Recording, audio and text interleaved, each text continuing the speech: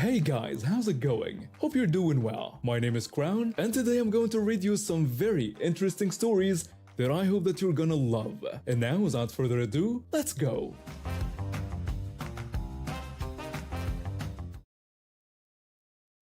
A trip to the aquarium turned into a battle of wills last weekend. What started as a simple family outing became a lesson in dealing with entitlement.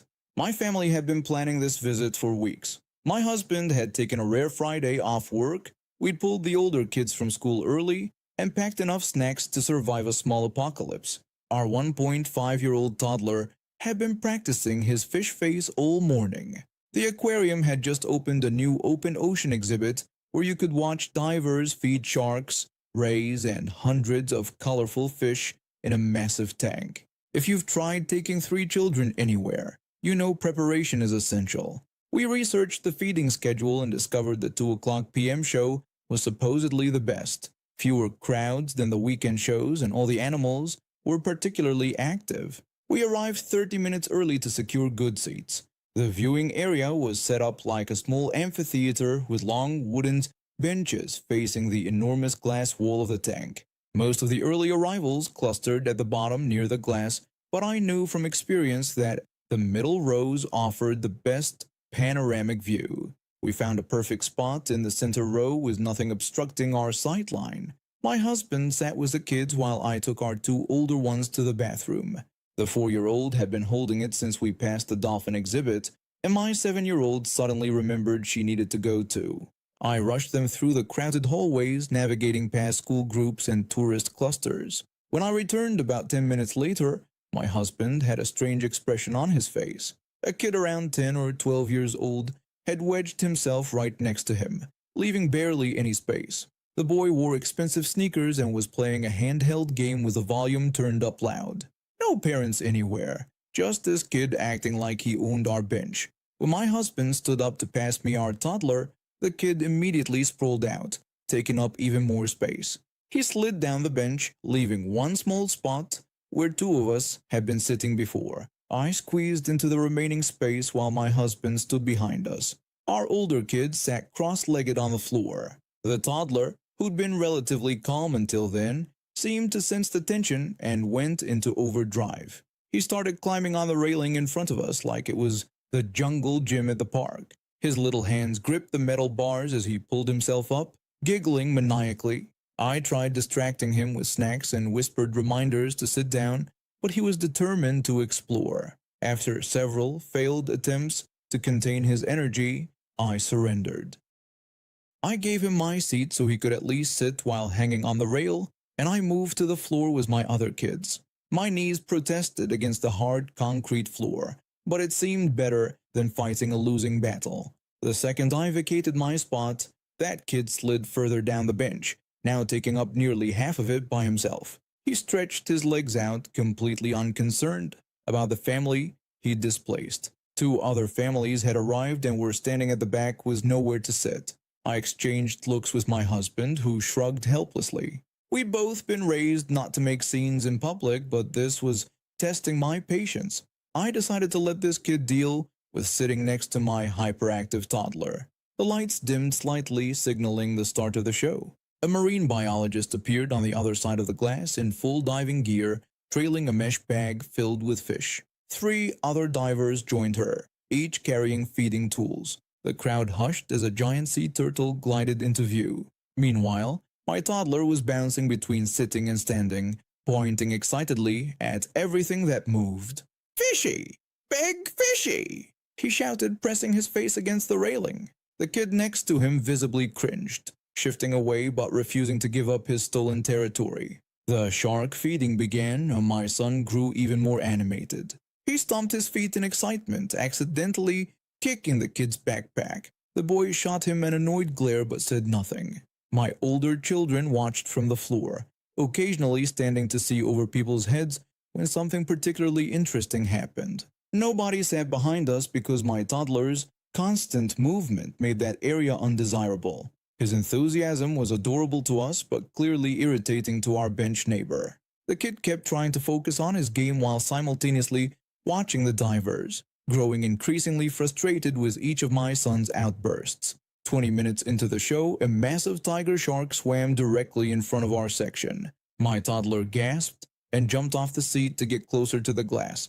In that split second, the kid tried to slide into the empty spot. "My son is sitting there," I told him firmly. He looked surprised but moved back reluctantly. The shark circled around again, and my toddler repeated his excited dash toward the glass. This time, when he returned, the kid had spread his backpack across the seat. I reached over, picked up his backpack, and placed it on the floor. "He's sitting here. You already pushed us off most of the bench," I said, using my serious mom voice, the one that even works on grocery store tantrums. The kid's face flushed. He mumbled something under his breath but retrieved his backpack. A woman 2 rows behind us caught my eye and gave me a subtle thumbs up. The show continued for another 10 minutes. Throughout the entire presentation, no parent came looking for the boy. After the final feeding and the diver's exit, the crowd began to disperse. The kid quickly gathered his things and disappeared into the throng without a backward look. "That was something," my husband said as we collected our belongings. "I was getting ready to say something when you handled it. Next time, speak up sooner," I told him. I don't understand parents who let their kids roam around and bother other families. As we exited the viewing area, we spotted the boy again. He was now arguing with a teenage girl who appeared to be his sister. Their parents stood nearby, engrossed in their phones and completely oblivious to their son's behavior. "It looks like seat stealing runs in the family," my husband whispered as we watched the boy try to claim his sister's spot on a bench by the touch pool. We spent the rest of the afternoon exploring the aquarium. The penguin habitat was a huge hit with our older kids, while the toddler fell in love with the jellyfish exhibition's glowing tanks. We stopped by the touch pool, where friendly rays glided under our fingertips, and ended the day at the gift shop where each child got to pick out a small souvenir. My son chose a plush shark that he immediately began carrying around by its tail, occasionally swinging it dangerously close to displays and other visitors. As we headed toward the exit, we passed by the same family from earlier. The boy was now whining loudly about wanting to leave while his parents finally paid attention to him. Was it petty to let my toddler bother that kid? I asked my husband as we buckled everyone into the car. "A little," he admitted, "but sometimes that's the only way people learn." My toddler fell asleep clutching his new shark toy before we even left the parking lot, exhausted from his day of adventure and unwitting revenge. Next time we visit the aquarium, I'm bringing sticky snacks for my toddler, just in case we encounter another sea thief.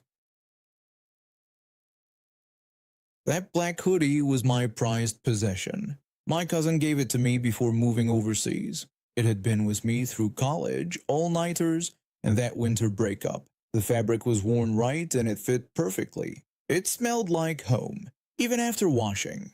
I had lived with my roommate for 6 months. We met through social media and things were mostly fine. We weren't friends, but we shared space. Or I thought we did. It started on a Tuesday. I came home from class tired and wanting to watch TV, but my hoodie wasn't on the coat rack. I found my roommate in the living room wearing my hoodie while on their phone. I pointed out they were wearing my hoodie. They barely looked up and said they were cold. I told them it was my favorite one and asked them to check before borrowing my clothes.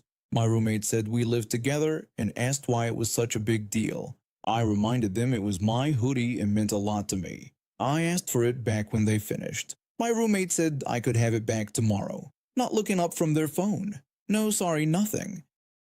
Like I was too dramatic for wanting my stuff back. The hoodie was on my bed next day, but 2 days later, I came from the gym and they wore it again while cooking. I asked why they had it after we talked about it. They said they were about to take it off and told me not to make everything a big deal. They tossed it across the kitchen. The sleeve dragged through sauce. Now I had to wash it too. I started noticing other things. My roommate took stuff without asking. My phone charger moved to their room. My coffee vanished faster than I drank it. Nothing worth fighting about, but I saw a pattern. The last straw came next week. I had a school presentation and wanted my lucky hoodie, but it wasn't where I left it. I found it in my roommate's gym bag smelling like workout. I tried to stay calm. I told my roommate I had asked many times not to take my hoodie without asking, and this needed to stop. My roommate said they forgot and were late to the gym, so they grabbed it. They said they hadn't ruined it. I explained it was about respect and boundaries. My roommate promised not to touch my hoodie again and asked if I was happy now. They made me feel like I was being unreasonable. That night, looking for crackers in the pantry, I found something interesting. Behind cereal boxes was a hidden spot, my roommate's secret snack stash. Chips, cookies, chocolate, fancy candy, all arranged and kept apart from our shared food. I stood thinking, if my clothes were shared in their mind, maybe this worked both ways. Next day, my hoodie was missing again. Instead of confronting them, I went to the pantry, took a chocolate bar from the stash, and left a note: one hoodie equals one chocolate bar. Fair trade. I put the note where the chocolate was and ate it while studying. My hoodie showed up on the rack that evening. No words about the missing chocolate. 2 days later, same thing. Hoodie gone. I took fancy chips. Left another note. One hoodie equals one bag of chips. Thanks for the trade. This went on for 2 weeks. Sometimes my hoodie stayed put and the snacks were safe. Other times the hoodie vanished and I collected payment. I tracked everything, took stuff only when my hoodie went first. Never more than one item at once, always left a receipt. Then came the showdown. Around midnight I heard steps, then my roommate burst into my room without knocking. They asked if I was stealing their snacks. I looked up from my laptop and explained I was trading. As the notes showed, they looked confused and asked what notes. I showed them the box with all my receipts. I explained that every time they took my hoodie without asking, I took one snack and left a note. A fair trade system. Their face showed confusion, shock, anger, and then embarrassment. They said I went through their personal food. I said they went through my personal clothes, and I thought boundaries didn't exist here. They said food costs money. I said clothes cost money too, and told them the hoodie was from my cousin before he moved to Australia. It had value that couldn't be replaced, unlike a $3 chocolate bar. They stood quiet. I offered to stop trading if they stopped borrowing without asking and asked if we had a deal. After silence, they agreed. I added that I tracked everything. They borrowed my hoodie 12 times in 3 weeks, equaling 12 snacks. Half their stash remained, so they should be thankful. They left my room, but the message landed. My hoodie stayed on the rack after that, and I never touched their snacks again. You have to speak someone's language to make your point. Here the language was snacks, and the message was clear. Respect goes both ways. They started asking before borrowing my things after that. They even replaced my coffee when they finished it. A few missing candy bars taught them something important. I own a family ranch for 15 years now. It's not big, just 40 acres with cattle, chickens, and some pigs. I raise them properly using the practices my grandfather taught me. We sell to local butchers and at farmers markets, making enough to keep the ranch going while giving quality meat to people nearby. 6 months ago, a woman moved into the house across the road. From the start, she had a problem with my ranch. Whenever I drove past, she'd look at me like I was doing something wrong.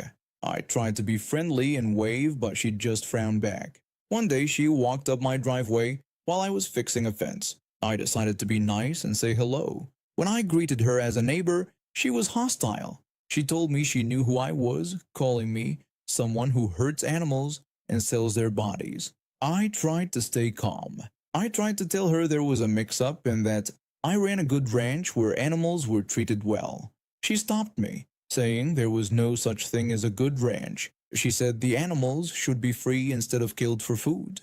I told her I knew she felt strongly about animal rights, but my ways were humane. She said humane slaughter made no sense and only bad people would say it did.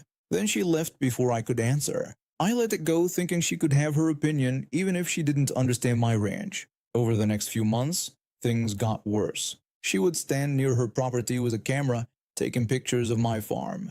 Sometimes friends joined her with signs against animal farming. They stayed off my land so I couldn't do much legally. I put up security cameras just in case. Then she made pamphlets. She gave them out around town with pictures of my ranch and claims I was hurting animals. Some were taken with zoom lenses showing my cattle in pens for vaccines, but made to look like bad conditions. People who knew me didn't believe it, but it hurt my business at the market.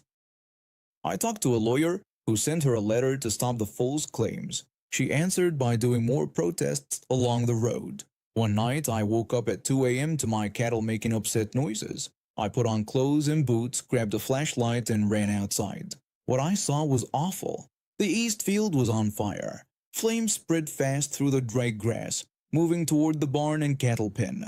I called emergency services while rushing to open gates so animals could escape. As I helped the cattle, I saw movement near where the fire started. My light showed the woman from across the road, running from flames that were bigger than she likely planned. She was screaming and trying to run from the fire she set, but her clothes caught fire. Without thinking, I ran to her, knocking her down to put out the flames on her jacket and pants. She was badly burned on her legs and back. The fire trucks arrived soon after with an ambulance. As medics took her away, a firefighter found left behind items, a gas can, matches, and strangely, papers about animal freedom.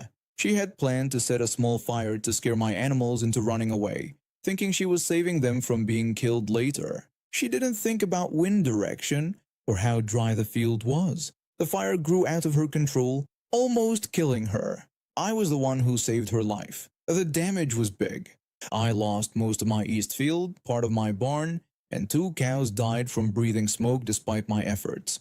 The money loss was huge, but I felt worse about the animals that suffered. While she was in the hospital with serious burns on 20% of her body, police checked my security videos. She was charged with arson, trespassing, and animal cruelty. At court, when the judge read the animal cruelty charge, she got upset. She said the charge made no sense because she was trying to save the animals, not hurt them. The judge told her that setting fire to a ranch that killed 2 animals and put many more in danger was animal cruelty under the law no matter what she meant to do. My lawyer told me to also sue for damages, which I did. The court case took months, but the proof was clear. I had video of her coming onto my property with a gas can, plus the paper she left had her name and contact info, likely meant to be given out after her animal-saving mission. During the trial, she tried to look like a hero for animal rights. She said she just wanted to give the animals a chance at freedom before they were killed, and never meant for anyone to get hurt. My lawyer asked how setting fire to property at night, putting humans and animals in danger, was what someone who cared about life would do. The judge gave me money for all my losses, plus more for emotional harm. The criminal case got her 2 years in prison for arson, with more time for other charges. The irony was clear to everyone. In trying to save animals from what she saw as cruel, she caused more suffering than my ranch ever would. The cows that died would have lived years more on my land before being used for meat. Instead, they died painfully in smoke from her fire. After the trial, I used some of the money to rebuild my barn with better fire safety and better places for the animals. I also put in better security. The rest went to make sure part of my land stays undeveloped forever, creating a safe path for wildlife. She's still in prison now, but my lawyer says she can't own pets or work with animals after she gets out because of the animal cruelty charge. Her activism ruined her chance to ever legally speak for animals again. At her sentencing, the judge asked if she wanted to say anything. She said she still thought animal farming was wrong, but knew her actions caused harm and never meant for the fire to spread that way. The judge said intent doesn't change results. He told her she made a dangerous situation that damaged property, killed animals, and almost killed her too. He said the court couldn't allow such behavior no matter why she did it. Sometimes I look at her empty house and wonder if she ever thinks about how my cattle lived better than many wild animals, safe from predators, given medical care, and treated well. They were raised for food, but they were cared for until they were humanely processed. The community helped me after it happened. Local farmers gave hay, neighbors helped fix fences, and my customers at the market made sure to buy from me. The good thing was finding out how many people understood and respected my work. As for the woman, I hope she finds peace someday. But her extreme views and belief that her values let her destroy things earned her what she got. Real animal welfare supporters work to make things better properly, not burn farms and endanger the animals they want to protect. This happened a while back. I worked for an armored car company during university while waiting for a position in my future career. It paid well, and many people made it their lifelong job, but I wanted more than what I saw as mindless work. I was labeled part-time, which meant no set schedule. I covered for sick people, vacations, or worked shifts made for part-timers. Even with the part-time title, I worked full-time hours almost every week. Most full-timers liked working with me. Shifts were scheduled for 13 hours, but if you finished early, you still got paid the full shift. Being young, I moved fast and skipped breaks if it meant getting paid to be at home instead of working. When I covered for older workers on autopilot, I got their partner home much faster. One full-timer, Kyle, was terrible. He tattled on people for anything he disliked. Someone not wearing a collared shirt under their sweater? He told management. Working in summer heat in a metal box wearing a bulletproof vest makes you want fewer layers. Someone in black instead of blue pants? Tells management.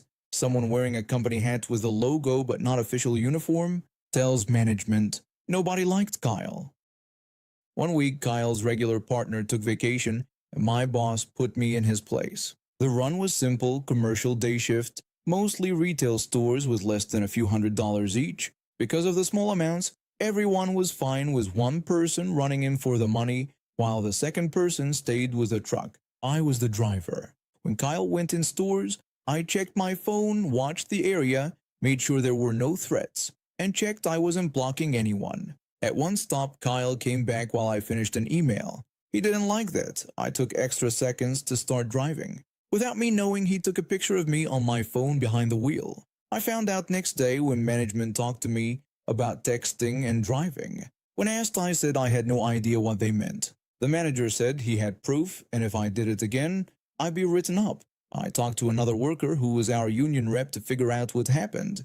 He told me Kyle took my picture yesterday and complained about me texting while driving. I was mad. Time for malicious compliance. My shifts with Kyle were 3 13-hour shifts.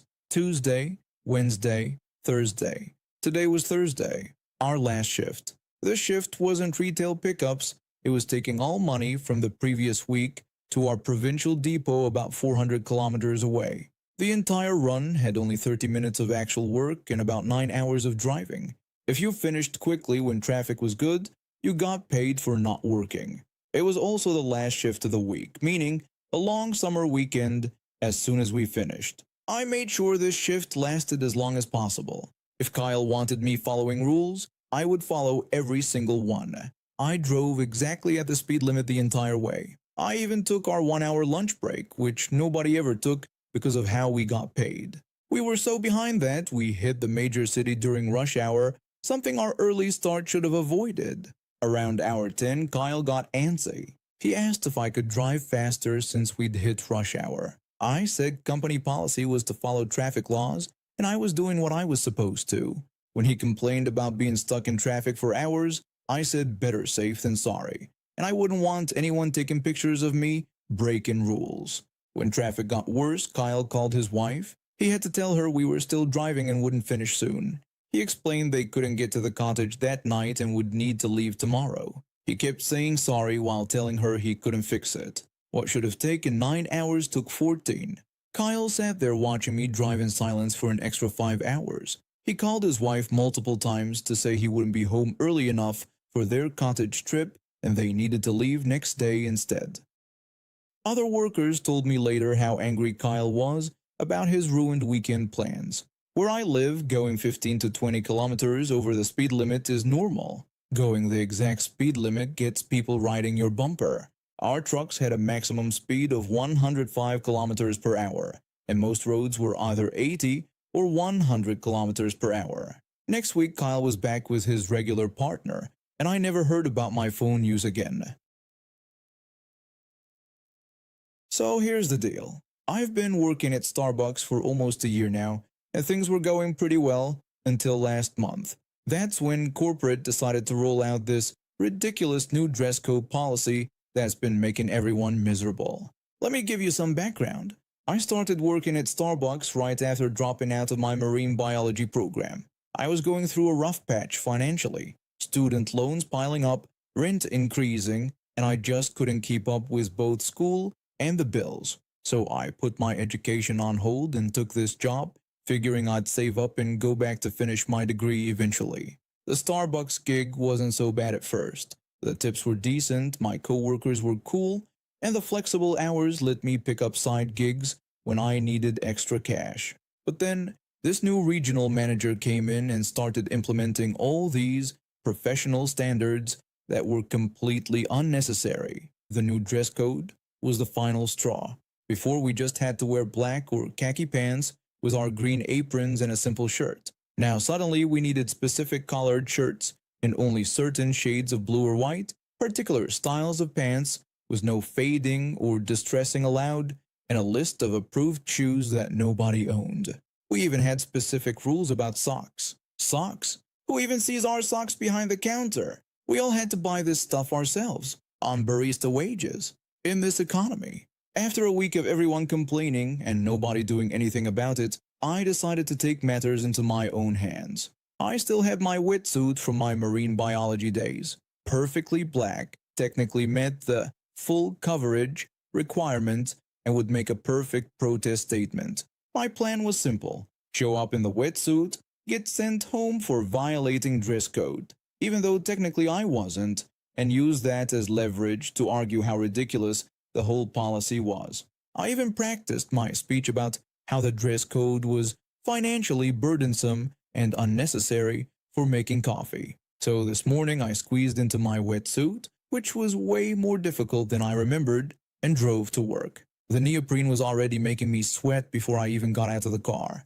but I was committed to the cause. As soon as I walked in, all my co-workers stared at me. One guy at the espresso machine nearly spit out his water. He asked me in shock what I was wearing, his eyes wide with disbelief.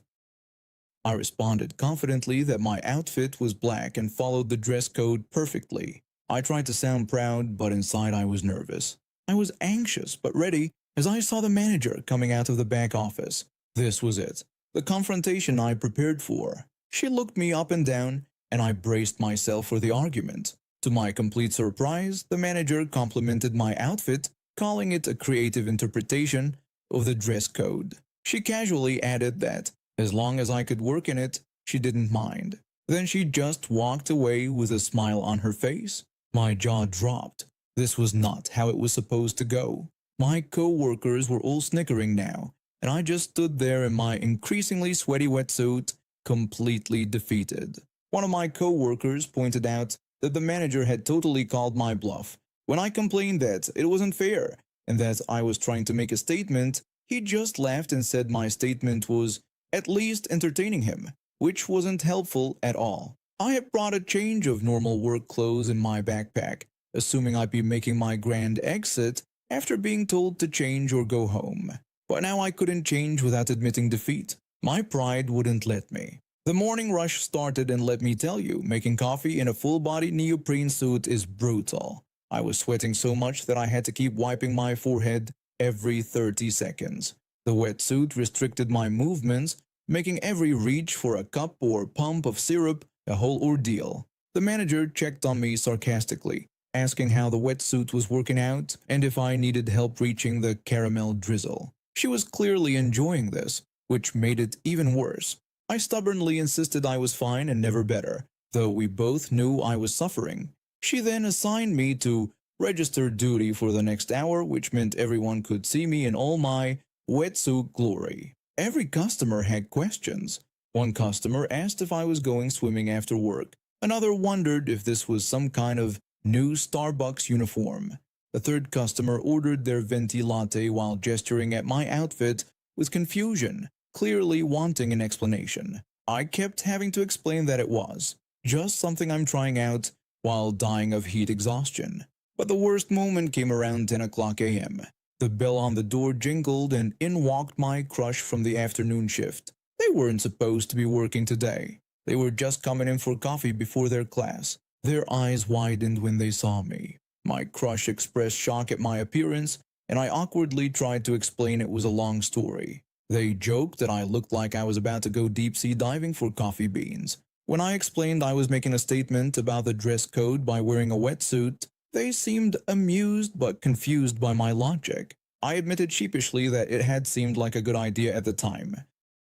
They just smiled, ordered their usual drink, and found a seat in the corner. They stayed for nearly an hour, occasionally looking over and smirking. I was literally cooking inside my protest outfit. By lunch break, I was so miserable that I finally admitted defeat. I grabbed my backpack and headed to the bathroom. The manager called after me, asking if I was giving up on the Ocean Explorer look. I yelled back that I needed to breathe. When I came out in normal clothes, everyone slow clapped. Even some customers joined in. My manager came over and put her hand on my shoulder. She confided in me that she also thought the new dress code was ridiculous and revealed she'd been sending complaints up the chain every day. I was shocked to hear this and asked why she hadn't told me earlier. She admitted that she didn't want to miss the entertainment of watching me struggle in the wetsuit, but suggested that next time we protest with emails and petitions instead. I complained that I had spent 4 hours cooking myself unnecessarily, but she just laughed. 2 weeks later, they revised the dress code. Turns out my manager had been fighting it from the beginning, and my ridiculous stunt actually helped her make her point to the district manager about how staff were feeling. My crush asked me out too, said anyone committed enough to wear a wetsuit for a full shift had the kind of dedication they were looking for in a partner. So I guess I didn't really lose after all. But I still can't look at my wetsuit without getting phantom sweats. Just goes to show sometimes trying to be clever and entitled about making your point backfires spectacularly. And no, I never finished my marine biology degree, but I did get promoted to shift supervisor, so there's that. I work at a small second-hand boutique in Australia. The job is mostly sorting donations, pricing items, and helping customers. I work alone during weekdays. One day, a man walked in with a long, scraggly mullet and his chest puffed out. I greeted him and asked how he was doing while calling him sir. He stopped, tilted his head, and said he'd never been called sir before. Then he walked one lap around the front counter and left without looking at anything.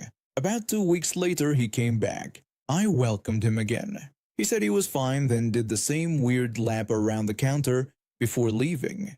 This became a pattern every couple of weeks. I started to dread seeing him. My co-worker told me the weird guy had been in when I was off, doing the same circle thing. I asked if he bought anything. My co-worker said no, he just left. We called him the Circler. I thought he might be planning a robbery, but my manager said as long as he wasn't stealing or bothering customers, we couldn't do anything. Then came that morning. I was opening the shop around 9 a.m., unlocking the door with my foot while turning to grab our sign. When I turned back, he was standing right outside blocking my path.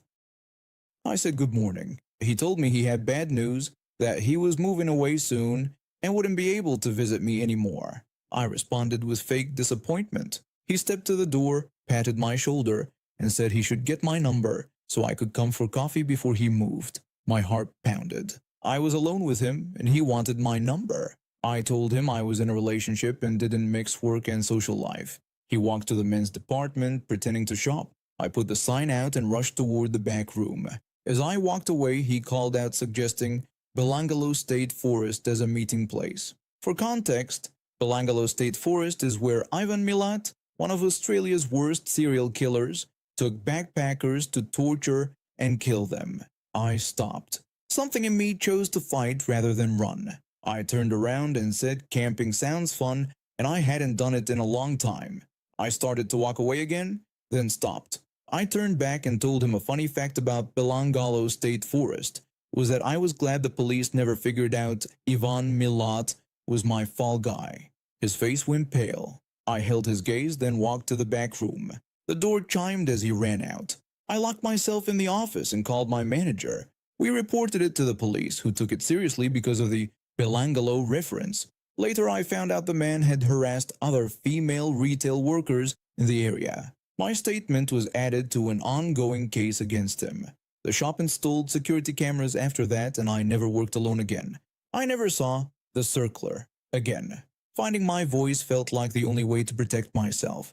That job taught me about dealing with the public, but nothing prepared me for someone who thought they were entitled to my time and number. and who used a murder site to scare me. I work at a different shop now, with better security. I never hesitate to call the police when someone makes me feel unsafe. 3 years ago, I worked at a sales company that sold high-end exercise equipment. The business looked good from outside, flashy showroom, expensive catalog, and moved millions in product every year. The owner drove a different luxury car each day and often talked about his vacation homes. But working there was different. I started because I needed a job. I've been out of work for 6 months after being laid off, and my savings were low. I needed to pay bills. When I got an offer as a sales rep with base salary plus commission, I took it. Problems started about 2 months in. The boss had ridiculous sales targets that kept moving higher when someone hit them. He'd walk around the office floor, look over shoulders, and make comments about our work. The boss would threaten us by saying if we couldn't hit numbers, we weren't cut out for sales. He'd remind us he had people waiting for our jobs. This was his favorite threat. Real trouble started during my 3rd month. We had shipment delays, so customers canceled orders. It wasn't our fault, but the boss didn't care. During a team meeting, the boss complained about the 22% drop in sales. When I tried to explain customers were canceling because of shipping delays, he told me I should work harder to find new customers. He said that's what he paid me for. When payday came, my check was short by half. I asked the boss about my pay. He told me there was no mistake. He said my performance didn't meet expectations, so he adjusted my pay. When I said this was illegal and he couldn't just not pay me for hours worked, he told me I could leave if I wanted to make a big deal. He said plenty of people would want my job. I should have walked out, but I was desperate. I had rent, car payments, and student loans. I couldn't be unemployed again, so I kept working. But I started looking for another job right away, and I started paying attention. That's when I noticed strange things. Nobody got proper pay stubs. When someone quit or got fired, they'd complain weeks later they never got tax documents. Anyone who left on bad terms with the boss had trouble. One day, I heard the boss talking with his bookkeeper in his office. I was in the supply closet next door. The bookkeeper warned the boss that the tax office would catch on. The boss said they hadn't caught him for 15 years. He said nobody would report him because these kids didn't know what a proper tax certificate looked like. That's when I learned his scheme. When employees left on bad terms, he would hold their tax certificates until after the tax filing deadline. Then, when he gave them, the document showed the net wages as gross wages and showed zero tax withheld. This meant former employees either filed late and paid penalties or filed without proper documents and risked audits. The boss kept the tax money he should have paid to the government. 2 months later, I got a new job with a good company. When I gave my notice, the boss turned red. He said I thought I was better than the place. He told me to clean out my desk because I was done that day. When I asked for my final paycheck and tax certificate, he said I'd get what was coming when he was ready. I wasn't surprised when my final paycheck never came, or when he ignored my requests for tax documents. But unlike others, I was prepared. The tax season came, and 1 week before the final filing deadline, I took action. I prepared my tax return with careful figures. I estimated the maximum tax withholding based on my salary, included copies of bank statements showing deposits from the company, and wrote a letter explaining my former employer refused to provide the tax certificate. The boss didn't know I'd done research. Through someone at a local accounting firm, I learned the boss was on the tax office's radar. They had a red-flagged account, meaning they watched him closely. I mailed my return on Tuesday afternoon, not expecting much, but on Thursday, I received a paid tax receipt in the mail, with a refund check for the excess tax I claimed. The speed was surprising. I'd never seen the tax office move so quickly.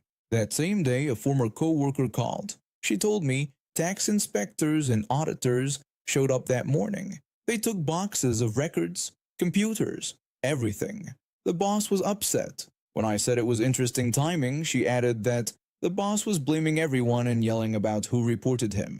The place was chaotic. 2 weeks later, the business closed. The boss had been skimming tax money for years, not just with tax certificates, but underreporting sales, inflating expenses, and hiding income. When the company reopened 3 months later, it was in a small office with just the boss and his 2 kids working. The fancy cars were gone. The vacation homes were sold. I saw the bookkeeper at a coffee shop 6 months later. She told me the boss blamed me for everything. When I said all I did was file taxes, she told me whatever I did triggered the biggest audit she'd seen. They found everything: years of fraud, millions in unpaid taxes, and huge penalties. I smiled and drank my coffee. He found out what happens when you mess with the wrong person's money. The tax office delivered when needed.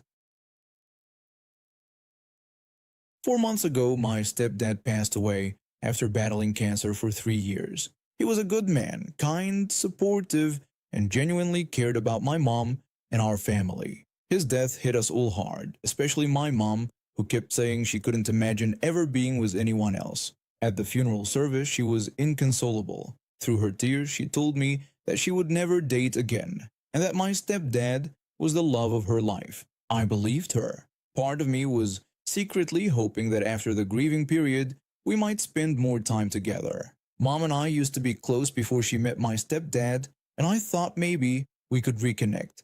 Just 4 months later, 4 months, she's already dating someone new. Some guy named Greg she met at her church group.